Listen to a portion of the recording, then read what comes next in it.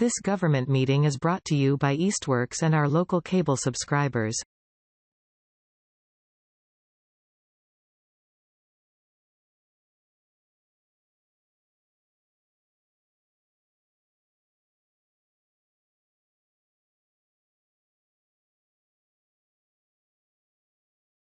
Okay, this is the EDIC meeting for Tuesday, December 17th, 2024.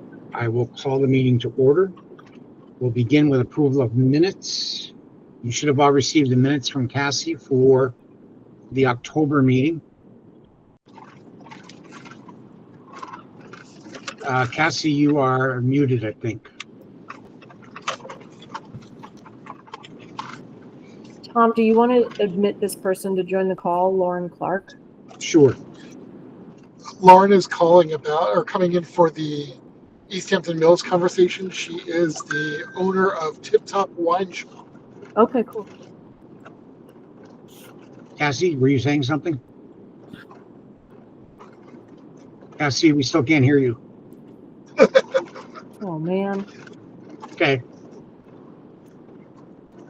All right, we're being joined by Lauren Clark and Jason Montgomery. Perfect. Okay, are there any corrections, additions, deletions to the October minutes? Hearing none, I would entertain a motion to accept the minutes. Motion to accept. Thank you. Is there a second? That was Dave. I'll be the second. Cassie, and Dave Delvecchio seconded. Any further discussion? All in favor? Aye. Aye. Thank you very much. I'm going to jump to Gwen does need to jump off around 4:30, so I want to get a couple things through before she leaves. Maybe we'll all be leaving at 4:30. Happy holidays. Dave Kutcher, let's have the discussion on the Easthampton Mills website and marketing. All right. So do you want me to jump in right now? Go for it. Dave, by the way, is driving, so that's why his video's not on. Yes. So this has been something I've been talking about with people for a while, especially in the mills, and how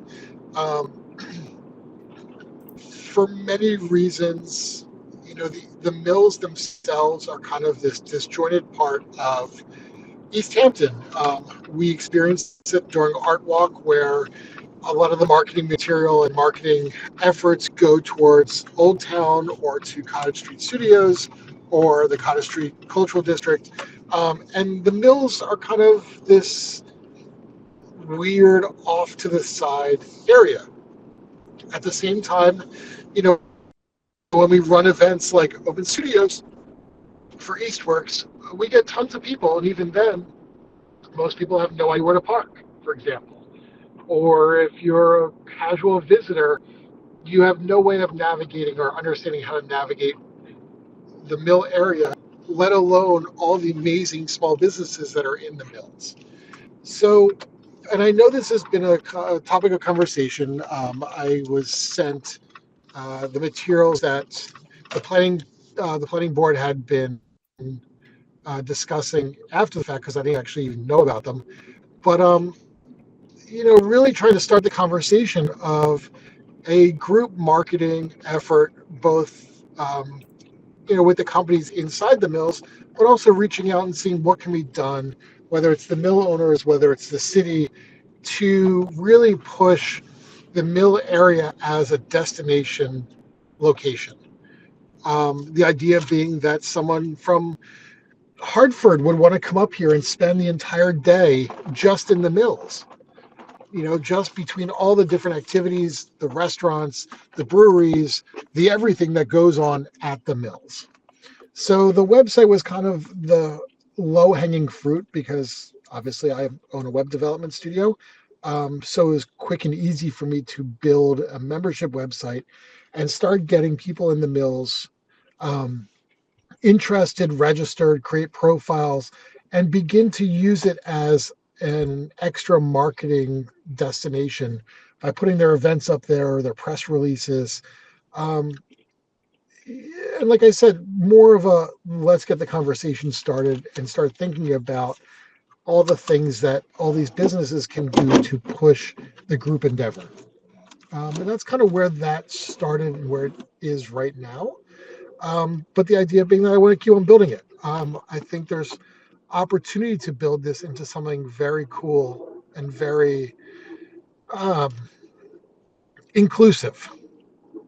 We have the skate park that's going in back there soon. There's always new restaurants. Lauren's got this great wine shop that I have yet to visit. We have art galleries, we have ping pong, we have like all this stuff, and unless you're from the area, you would never know it's there. So that's kind of where that's conversation beginning and is at right now. So just for the record, we had a bit of a conversation about this offline last month, and I had asked Dave to kind of go back over and introduce this, and let's have this conversation again, so it can be on the record, so to speak. And one of the things we did talk about, and Dave, I think I saw the initiation of this actually on Facebook. I think you put something out there about this effort. That might be Yes. where I actually saw it in the first place. But one of the things we spoke about in our conversation was the fact that you've got all this activity going on in the back of the mills, and a lot of folks don't know how to get back there if you're not from the area. There's like three separate ways you can get back there, but there's not sort of this main entrance, if you will. There's, is the main entrance by the Felt? Is the main entrance by the Legion? Is the main entrance by the INSA entrance? And I think they all look like driveways. Every single one of Exactly. them looks like a driveway, not like a way into a major parking lot. Right. And I think I'd shared with you before that when all the work was done back there, and I keep saying back there, the way I heard it explained is it was an effort to try to make the back of the mills actually the front door of the mills, where Pleasant Street would actually be the back, and all of the improvements that were done on the other side would be the main front facade, if you will.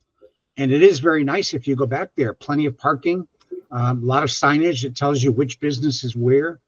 I guess the issue is finding your way back there.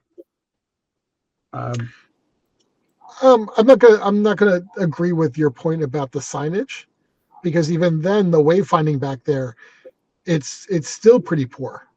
I mean, It's better than it was, don't get me wrong. And thankfully with all the lighting and improvements back there, it's not like you're scared to go back there. But it's definitely, there's the lack of wayfinding is really problematic. Even when we did open studios just last month for Eastworks, I mean, we put up signs everywhere to tell people that there was more parking and where that parking was. Yep. And it's amazing because even people in Easthampton, I think, still don't know how to get back there. Yeah. Well, from out of town. I've had a business in Mill 180 since 2017, and to give a little historical perspective, when INSA first moved in and opened up to the public, the anticipation was that the traffic was going to be like Northampton was dealing with the dispensary that opened up by 91. And for a very brief period of time, in anticipation of the increased traffic, the building owners actually cooperated and wanted to get traffic flow to go in only one direction to prevent people from buzzing in and out of the lot from both. And in the intent, the signage was originally put up to bring people to the back of the building through it is a driveway between Eastworks and the INSA building. And then you would come in that way, go across, the back parking lot, exit by the Legion. When the traffic did not turn out to be as cataclysmic as they had projected, that was abandoned after about a month or two, and all of the signs were put away. So I think part of the challenge with getting folks aware of what's behind the buildings, you are dealing with 5 different buildings and multiple different owners, and not all of the parking spaces behind the buildings are actually owned by the building owners. I know that the Mike Michon owns much more of the parking lot than just the Mill 180 space, and so it definitely would take a lot of wrangling to kind of unravel the whole ball of twine. Another just commercial I'm going to offer is the other point that Dave Kutcher was making was just in general about getting the word out so that someone outside the region knew all of the activity in these mills. I hate to say it, but the easiest way to increase your exposure is to get all those businesses to join the chamber. Most of them are not chamber members. When they've been reached out to, they say they don't see value. But one of the values of the chamber is we actually have a subscription, for lack of a better term. The chamber is the vehicle that actually works with Western Mass. I'm blanking on the name of the organization, but the whole economic development, Western Mass marketing group that all of the chambers work on to get state funding to actually put together everything from guidebooks to articles and magazines and those sorts of, that's all paid for through the chamber. So I would like to see more people join the chamber and spread the word. And Dave, just to go back to the signage that I was referring to, each business that has their own sign up. So if I go back there, I can tell where the entrance to the wine shop is. I can tell where the entrance to abandoned brewery is. I agree with you. There's not one central guidepost that says, here's everything that's back here. Yeah. Yeah, and it gets to be Wild West, because then you had one brewery's telling folks to turn in at the Legion side, and other folks are telling you to head down here. Now, there was a period of time where there were just signs all out in front of the entrance between the last building and the Legion, trying to point people back to the back side of the building. So I definitely think it would be better if it was more So organized. Dave Kutcher, was part of your effort to get the building owners together and brainstorm this a little bit? I don't know if going to the building owners yet was part of my idea, mainly as I feel like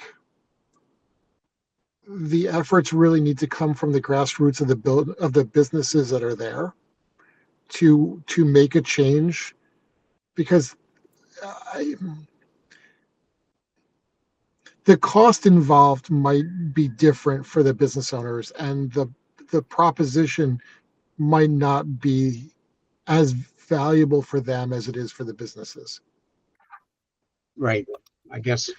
Many of them I don't think see much value in putting more time and effort into that endeavor. Whereas the businesses that are there, I want to work with the other businesses in the area and in the mills to create collaborations and those types of things. And I feel like that value is going to come from the bottom up as opposed to top down. Makes sense. Where I see the value from the city is I think this is where the city has to come in, maybe with the wayfinding endeavor, in those parts of it where the businesses can't do anything and the mills themselves are more focused on their own endeavors. Can you guys hear me okay? Yeah, I was going to ask Lauren or Jason if you wanted to jump in. Yeah, I mean, it does seem like the building owners haven't really put a hand in trying to get the mills more visible. But I mean, I suppose it's up to us to convince them that, hey, if you want your tenants to be successful, join us. Just having signage on Pleasant Street that didn't look like a bunch of people just stuck their own signs in the grass, which is what it is now, would be super helpful. I mean, there's people driving up and down Pleasant Street all day and all night long, and they don't all see our little signs. Yeah. So I think Jason has his hand raised. Yeah, Jason.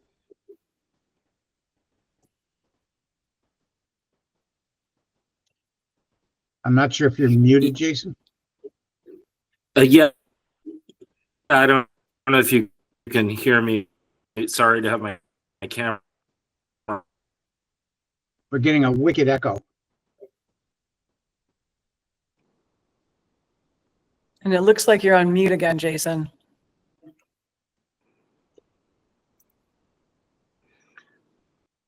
That might be like his connection might be so out there it mutes by default. Yeah. I guess I'm thinking, with what Lauren's saying, and it kind of piggybacks with what Dave said. I don't know if the owners feel like they have any skin in the game. I know you would think they would want their tenants to be successful, but maybe they just assume there's a line of tenants behind you if you're not successful. I don't know. I think it's partially that, but also that, they're really in it for themselves as opposed to the district. Like they don't necessarily need to facilitate businesses in other buildings or promote the other buildings. Like they want to jack up their own rent and their own community first. Which is again why I keep on thinking that it really comes down to like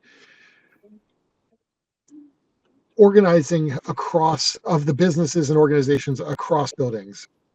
Like for example, there's the winter farmers market, and it would be nice if there was some cross promotion between the farmers market and 50 Arrow, which is right there, which I know he's started to be open more during the market, and the Keystone Vintage Cellar. And I want to reach out to Lauren, who's on this call, to do a wine tasting at Art Walk in February, kind of thing. Like we need to do more of those, which is kind of where I was going with this to kind of create that. But at the same time, and no offense, Dave, to the chamber, but I don't see the chamber doing much of that. I don't see much of the chamber's marketing, except as, here's Easthampton, the city. But really, I haven't seen that yet to make me put faith in that. Right. Yeah, it's a chicken and the egg scenario, because the chamber is promoting the membership, and the members are not typically in the mills. They're not the group that you're talking about. And but what we are a part of, I couldn't think of the phrase before. It's the Regional Tourism Council. And they do print the visitor guides, and that's all done through the chamber. So there are vehicles out there to get that they're getting word out. It's just that, you gotta play. You gotta be part of the group. Dave, Becky, I wonder if it would be useful if the chamber and or the tenants were able to put together an informal meeting, a group, say an invitation went out to all the tenants to hear a spiel from the chamber about how the chamber could benefit them if they were members. Yeah. I've actually got an idea, because we have an event coming up in the not too distant future. We might be able to expand the scope of a little bit. So I'll make a note. The other thing I was going to say, David, is I think I would hope that if you talk to the business owners, they wouldn't be that myopic, the building owners rather. What's good for Mill 180 is good for Eastworks and vice versa. And if one building is completely full, it's only going to make the other one more desirable, because all boats will rise with the tide. So I would hope that they would be looking to collaborate to the betterment of each other's, businesses in each building, as opposed to just their own. Yeah. But on the flip side, I will say the difference between the buildings, there are some differences. Mike Michon doesn't necessarily want the public running wild through Mill 180. It's the businesses that are in here aren't as retail focused as the others, so there might be some differences from that perspective. Yeah. I'm going to let Jason jump in. He's back online. Sorry about that. I had a bad connection. So I own a business in Eastworks, and we've been in operation since 2021, moving from the second floor to the first floor back in February. And I can tell you that my concerns aren't necessarily wayfinding, although I do think that's important. And I don't necessarily see this as being something that can necessarily be solved by just joining the chamber. we've seen the investment in other areas of the city with retail markets from ECA, the naming of the cultural district on Cottage Street, City Hall or Old Town Hall as being kind of the area focused for a lot of the activity that we actually could benefit from in the mills ourselves. And so going to someone like Will, the team at Eastworks, and they're understaffed and under-resourced as it is. Part of coming and trying to engage with the municipality is the hope that some of the resources that are being allocated other parts of the city can come and help us. I mean, we as an informal group can do so much, and I thank David for the effort that he's put forward. But at some point, we're being left out of this cultural momentum that's happening in the city. Yeah, and I'm guessing, Jason, that a lot of what you just described, other than Old City Hall, Old Town Hall, a lot of that was spearheaded through the planning department. I recall hearing those presentations at previous EDIC meetings from Jeff, and we do now thankfully have a brand new city planner on board. And I'm wondering if once she gets her feet under her, if we can't have a conversation with her about some fresh ideas of what we might do to accomplish what you just described. Well, part of that, sorry to jump in, but part of that also is that the Cottage Street is a cultural district that gets funding for marketing. Right. And that comes from the state. Whereas, and from what we've heard is that the state has put a moratorium on cultural districts in general. So there's no new cultural districts being approved. And even then, the Cottage Street Cultural District might lose funding as a result as well. Being that none of us business owners own the mills, that also means we can't do a business improvement district, which is how Northampton handled it to get the extra wayfinding and flowers and everything else going through Northampton. So we can't do either of those two options. Right. And I guess my question to the planning department, Dave, would be, are there some other rocks we haven't looked under? The beauty of, or the benefit, I should say, of the planner is that she's an experienced planner coming to us who's probably tried a lot of things in the city that she came from that could potentially answer some of these questions and get us through some of those issues. I would just suggest we have to wait for her to sort of get her sea legs under her. She started yesterday, and might want to let her get a breath or two. But Allison was a sitting city planner with the town of West Springfield. I think it's a town still, and actually lives in Easthampton. So she could be a huge resource for us going forward into the new year. And eventually we will get her at our meetings so we can have this conversation again with her. Lauren.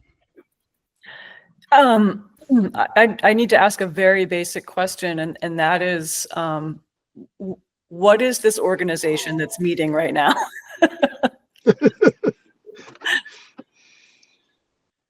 We are economic development. We are a small group, as you can tell. Our total membership is 9. We've consistently had about 5, which is the minimum we need to even run a meeting. We've had some success with projects in the recent past that we were able to take on. I think the biggest one last year, Cassie, was the vacant storefront ordinance that actually began to incentivize owners to fill their storefronts or else be fined. And when I say fill their storefronts, they had to show that they were actively trying to do that, not just sitting on an empty storefront for tax purposes. And we believe that's been somewhat successful. And are you connected to the city government, or do you just sort of work together on projects? No, we are a city. We are appointed by the mayor. I see. Oh, okay. Yep. Gwen, anything you want to add to what we do and how we do it? Cheerleaders for business, and Easthampton continuing to be a place that people want to and are able to live in, and all volunteer group of enthusiasts, basically. And, Thank you. And Lauren, our focus for the past few years has been housing. Housing has been an issue. You know, you can't attract business if there's not a place for their employees to live. And so we've been very supportive of housing development projects, speaking out at whether it's zoning boards or planning boards, supporting projects that are going to add housing stock to the city. We think bringing people here to live, or giving people that live here a place to live, specifically an affordable place to live, that's been high on our priority list the last couple of years. Well, as someone who was on the school reuse committee, I applaud that. Yeah. Thanks for your efforts there. Okay, let's Dave, I appreciate the information, Dave Kutcher and Dave DeVecchio. I mean, if we could put together a meeting of the tenants that might just sit and listen to somebody on the chamber that would say, here's the benefits, here's what we can do for you. And in the meantime, let's get this on Allison's, let's get it on her radar for the new year. Once you get can we get in touch with Allison and make sure that our January meeting is on her calendar? I can do that, Gwen. I can definitely do that. I don't know for sure what her schedule is going to be like. Maybe it's best to catch her early on before her calendar gets too full. Yeah. But I can definitely reach out to her about attending our January meeting. Yeah. Because it's part of our expected structure that we have regular contact with a city employee, and it's been a really long time. So we need to have somebody from planning be present for these meetings at least some of the time. So if we can get her in the habit early, I would love that. Yeah, and I think with Jeff, it was a point that he might have been attending like every other meeting, every third meeting, something like Totally. that. And back to your question, Lauren, that communication went both ways. It was an opportunity for the city planner to keep us informed of what was going on and where they might need our voice to speak up on behalf of certain projects that might be going on. Okay, we'll do that for the January meeting. The other thing that I want to get to before Gwen jumps off, and we've got about 3 or 4 minutes, Gwen, was the THCC bar music venue proposal for the former massage school. Gwen, do you want to give us a minute or two of background? I do. The Heavy Culture Cooperative has submitted a special permit proposal to the Zoning Board of Appeals. I'm putting a link to the narrative that's on the city website in the chat right now. So if you want to go look at it, you can. They are heavy metal enthusiasts. They are proposing to create a heavy metal music venue that has a bar component in the bottom floor of the massage school, using the space that the art bar and cafe used to use.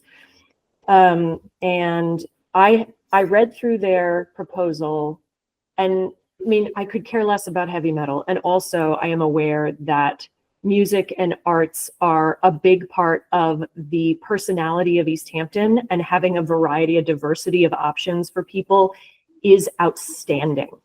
And I am also aware that this proposal is thorough. It is thoughtful. It is thoughtful not just about like what would be good for people who want to go to this venue, but what would be good for neighbors of this venue who may have preconceived notions about what being in a budding property to a heavy metal joint might be like.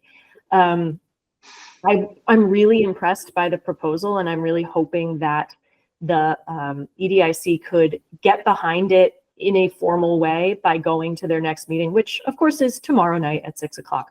But I would like to suggest that we have something to say in favor of it, because we are often in support of all kinds of businesses that are coming into town, operations that are coming into town that diversify our cultural offerings.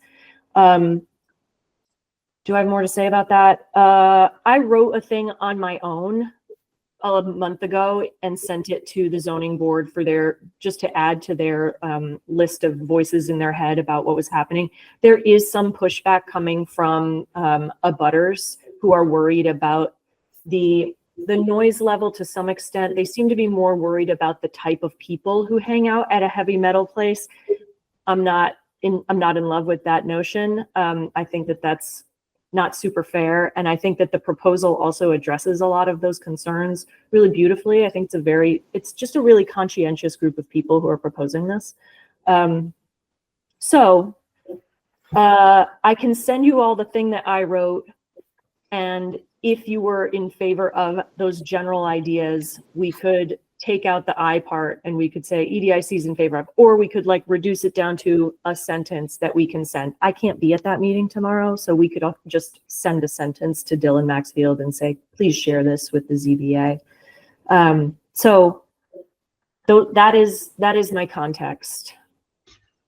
So the first question I would have is, what's the pleasure of the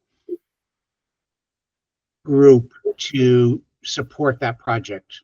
Are we in favor as a group of supporting that project? That would be the first question. I'm Dave, in favor, yes. Dave Kutcher, yes. Dave Delvecchio, Cassie. Yeah, I still being relatively new to the EDIC, I don't know what the ramifications or what the scope of the EDIC kind of endorsing such a thing would be. Personally, I'm in favor of it, but I know there are some for whom this is going to be a touchy subject. Basically, what we typically do, Dave, is we, at a minimum, we send a letter of support from the EDIC, and that letter of support does, when the zoning or planning board gets a letter of support from us, believe it or not, it does carry some weight. Mm-hmm. I've seen that happen. And there are times when members of EDIC have gone to meetings and got up at public speak and even either spoken for themselves and, say something like, I'm not here to speak on behalf of EDIC, but I'm a member. But there are other times when I've seen Gwen or myself or others show up at a meeting and read something that was in support of a project like this. Well, so here's a question. This was from a while ago, pre-pandemic definitely, but there was a similar sort of concern and community feedback mechanism when Fort Hill Brewery was looking to do their expansion and add music, and the neighborhood was concerned about the sound, all the same sort of concerns. Did the EDIC endorse Fort Hill Brewery at the time? Do you have any recollection? I don't think that we did. So Actually, though, I don't think I was on EDIC then. So my recollections of what that was that when Fort Hill Brewing moved in there, that there were limitations on their licensing about their events, that they could have specific quiet events, and that was their guarantee to their abutters, was that they would be between certain hours, certain like decibels, et cetera, et cetera. And then they started doing outdoor events with loud music that was going until like 10 o'clock at night, which is where they got in trouble with their neighbors.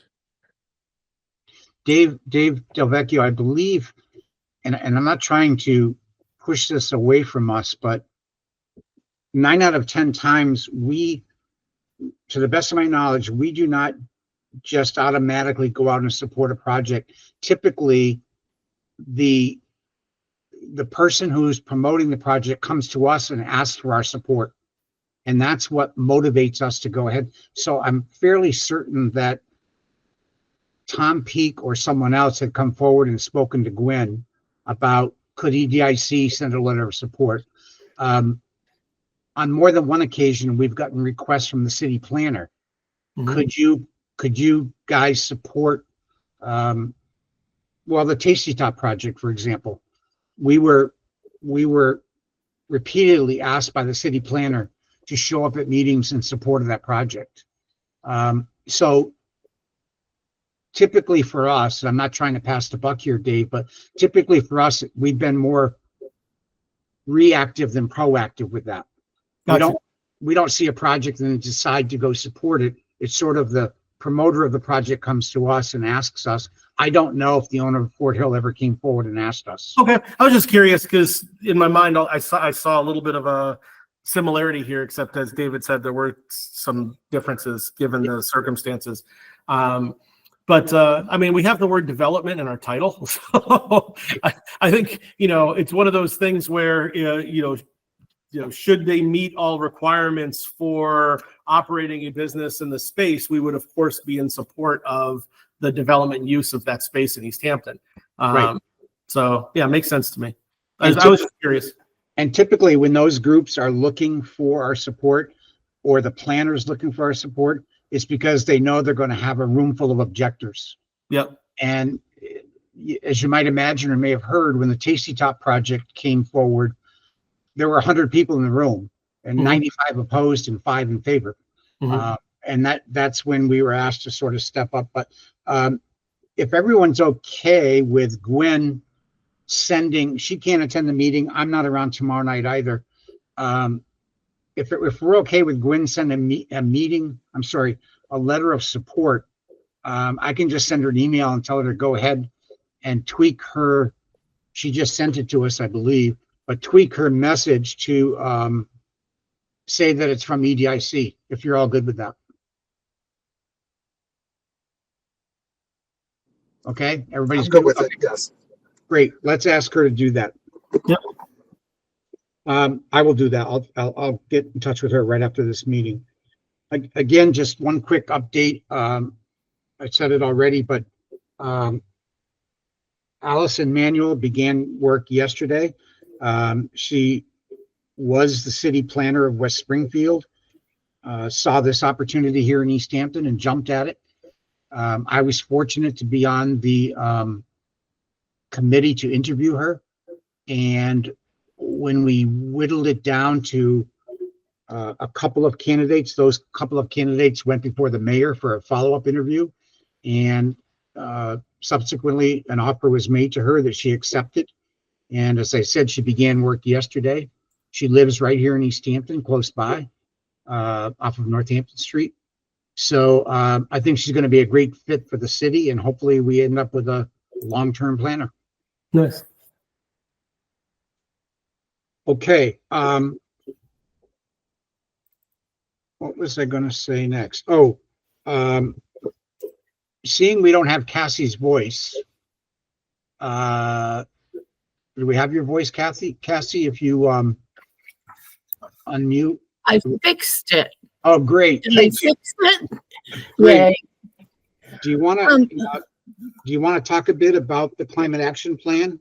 Well, at the last meeting, we were going to hear from Dave Delvecchio about potential partnership with the chamber, and that's kind of where we left off. So I am interested in hearing your thoughts. Yeah, well, we actually have our board meeting tomorrow, so I'll bring this up then, and I'm also going to bring up the subject we talked about before about maybe doing a listening session. So I'll make sure that's on the agenda for tomorrow. Oh, super duper. Thanks. And Cassie, could you just review the outline of that, what it is? It is a recognition program for businesses in Easthampton who meet one of several criteria for implementing sustainability related business practices. As elaborate as solar panels and as seemingly insignificant as not using plastic silverware. So there's your elevator speech, Dave. Yep. Yeah, no, I have the notes from last month. And I know the question's going to come up. Like, is there any sort of an example or any sort of a, description of what the recognition would look like? Are we talking about a window sticker? Do we have any of those details, or is this still very conceptual at this point? Nope. We were planning on window stickers. Okay. And a file that they could use to attach the logo to their advertising or any kind of print materials. Okay. And then other than promotion, is there anything else that you would be looking for from the chamber? No. Do we, Okay. No, do I we think, need anything else? I don't. I think promoting it would be great. And Dave, maybe getting their reaction to it. What do Yeah, they think about it? definitely What do they think about it? Okay. Absolutely. How does it hit them? Sounds Oh, good. we also talked about putting them on the city social media, recognizing them on social media. There is no cost for them. Perfect. And time frame. When do you think we would be running this program? I think we could get it up and going by spring. All right. So in 2025. Oh yeah. Yeah. Okay. All right. I'll just word it that way. Perfect. Thank you. Okay, is there anything else anyone would like to throw out there before we adjourn for the holidays? Those are quite some decorations you've got there, Tom. Yeah, I wish.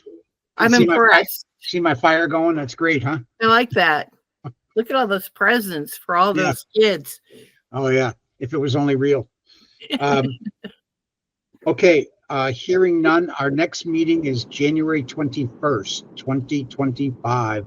I will do my best to see if Allison can join us. And I will follow up with Gwen right now to have her reformat her message to the zoning board to have it come from EDIC. If there's nothing else, I would entertain a motion to adjourn. So moved. Dave Second. Gavecchio, and I think Dave Kutcher seconded. All in favor?